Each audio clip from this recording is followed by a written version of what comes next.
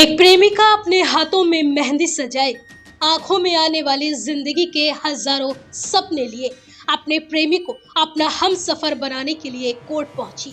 प्रेमिका ने अपने प्रेमी का हाथ कसकर थामा हुआ था।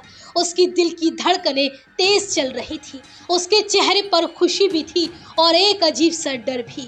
उसे खुशी इस बात की थी कि दुनिया से लड़कर वो आखिर में अपने प्यार को अपना बनाने वाली थी, और डर इसलिए कि कहीं कुछ अनहोनी ना हो जाए। और हुआ भी वही। उसका डर सच साबित हुआ और उसकी आंखों के सामने ही उसके होने वाले शौहर का बड़े ही बेदर्दी से कत्ल कर दिया गया, और कातिल भी कोई गैर नहीं बल्कि उसके सगे थे। प्रेमिका के मेहंदी से सजे हाथ खून में रंग चुके थे।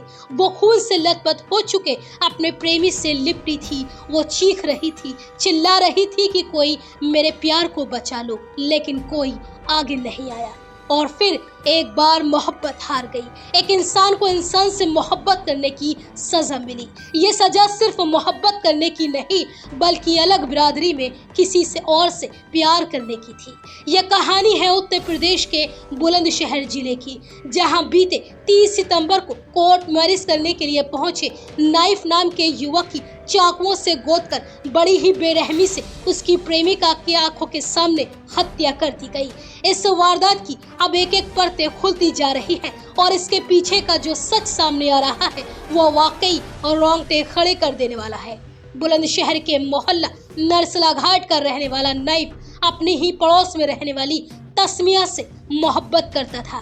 तस्मिया नाइफ के सौतेले पिता आबिद की सगी भांजी थी। तस्मिया गद्दी बिरादरी से थी और नाइफ अंसारी बिरादरी से था। दोनों की बिरादरी अलग थी, लेकिन उनकी मोहब्बत परवान चढ़ चुकी थी, और साथ ही दोनों की मोहब्बत के किस्से भी आम हो चुके थे।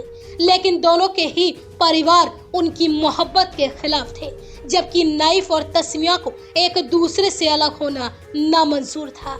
इसलिए एक दिन दोनों मौका पाकर घर से भाग जाते हैं। दोनों के घर से भागने के बाद एक बड़ी चिंगारी सुलगने लगती है। तस्मिया के पिता हनीफ, भाई फरदीन और मोहम्मद एक प्लान तैयार करते हैं, और इस प्लान में नाइफ के सौतेले पिता आबिद को भी शामिल करते हैं, और फिर एक ऐसी बड़ी साजिश का खाका तैयार किया जाता है जिसमें नाइफ की जिंदगी ही खत्म कर दी जाती है। दरअसल नाइफ का सौतेला पिता प्लान के मुताबिक नाइफ को फोन कर कहता है, तुम तस्मिया के साथ कोर्ट मैरिज कर लो और मैं तुम दोनों का साथ दूंगा। तस्मिया और नाइफ सौतेले पिता की बातें सुन उनका यकीन कर लेते हैं और खुशी खुशी कोर्ट मैरिज करने के लिए 30 सितंबर को बुलंदशहर कोर्ट का रुख करते हैं। प्लान के मुताबिक नाइफ का सौतेला पिता आबिद दोनों को एक फोटो शॉप में फोटो खिंचवाने के बहाने लेकर जाता है, और वहां दोनों को बैठाकर वकील से बात करने के बहाने बाहर निकल आता है।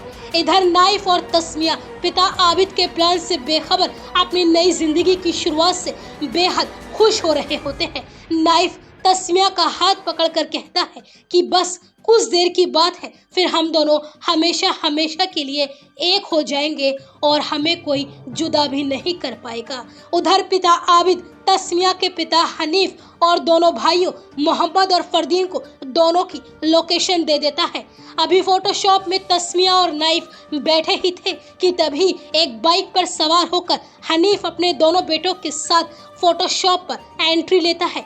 हनीफ बाइक को बाहर स्टार्ट रखता है। फरदीन और मोहम्मद हाथ में चाकू लेकर दुकान में दाखिल होते हैं। इससे पहले कोई कुछ समझ पाता, दोनों भाई नाइफ को देखते ही उसके ऊपर चाकू से ताबड़तोड़ वार करना शुरू कर देते हैं। अपने भाइयों को नाइफ का कत्ल करता देख तस्मिया की चीख निकल जाती है। वो हाथ जोड़कर अपने भाइयों से नाइफ को छोड़ने की गुहार लगाती है, लेकिन वो दोनों नाइफ को मौत के घाट उतार कर मौके से भाग निकलते हैं। इस पूरी वारदात के बाद पूरे इलाके में सनसनी फैल जाती है, और पुलिस नाइफ की मां की तहरीर पर तस्मिया के पिता हनीफ, भाई मोहम्मद और फरदीन के खिलाफ रिपोर्ट दर्ज करती है। पुलिस आरोपियों की तलाश में ताबड़तोड़ छापेमारी करती है, और अब पुलिस ने तस्मिया के दोनों भाइयों को एनकाउंटर करने के बाद गिरफ्तार कर लिया है। दोनों आरोपियों से पूछताछ के बाद नाइफ के सौतेले पिता आबिद की सच्चाई सामने आ जाती है कि कैसे आबिद ने खुद अपने बेटे की हत्या की स्क्रिप्ट तैयार की